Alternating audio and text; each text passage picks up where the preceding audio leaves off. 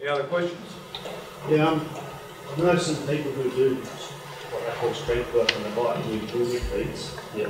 Do you think that that would be one session if you were to do that sort of training that you could better off substituting for the gym? Look, my honest answer to that is actually no.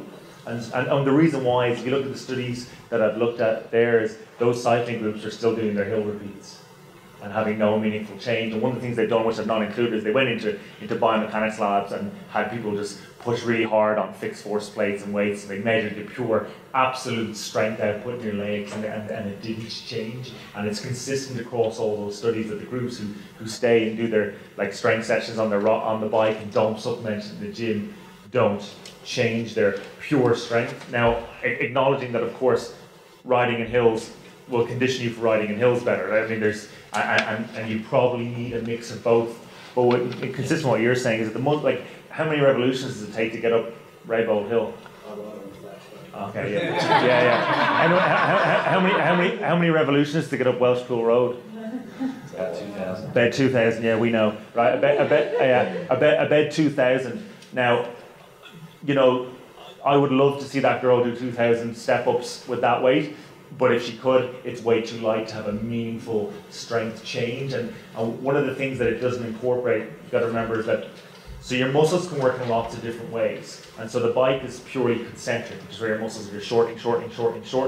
And when you lift, you've got multiple phases and multiple ways in which the muscles actually operate. And when you run, they operate in a very different way than when you ride. So whatever, but maybe conditioning your legs better and making you stronger for riding up hills, that's cool, but that strength is not helping you on your run.